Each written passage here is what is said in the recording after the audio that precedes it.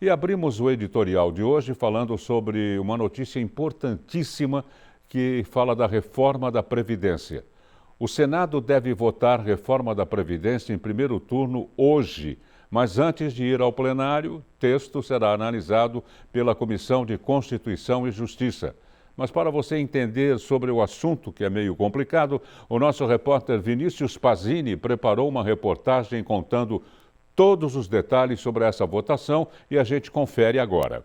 A votação em primeiro turno do texto principal da reforma da Previdência está prevista para o fim da tarde de hoje no Senado. Antes de ir ao plenário, contudo, a proposta da emenda à Constituição terá de ser analisada pela Comissão de Constituição e de Justiça da Casa. A discussão deve se estender até o meio da tarde. O texto altera as regras para o acesso das aposentadorias e a economia prevista com a proposta é de 870 milhões em 10 anos. Entre outros pontos, o texto estabelece idades mínimas de aposentadoria de 65 anos para homens e 62 anos para as mulheres. Para ser aprovada em plenário, a proposta precisa de votos favoráveis de pelo menos 49 senadores. Se for aprovado em primeiro turno, o texto ainda terá de passar por uma segunda votação, que pode ocorrer na próxima semana. Hoje, o plenário deve votar o primeiro texto base e depois analisar os destaques, sugestões de alteração no conteúdo da reforma. O calendário estabelecido por líderes partidários no Senado previa votar o texto da reforma em plenário, em primeiro turno, no dia 24 de setembro,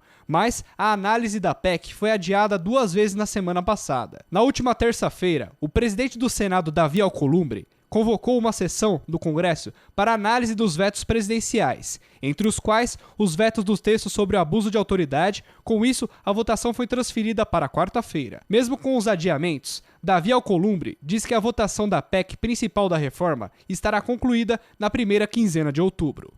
Para os senhores senadores, mudanças, se necessárias, devem ser feitas por meio de outra proposta, que tem sido chamada de PEC paralela, você já deve ter ouvido. O texto paralelo facilita a adesão de estados e municípios às regras previdenciárias previstas na PEC principal. Depois da análise na CCJ, que é a Comissão de Constituição e Justiça, o texto seguirá para o plenário, o que deve ocorrer no fim da tarde de hoje.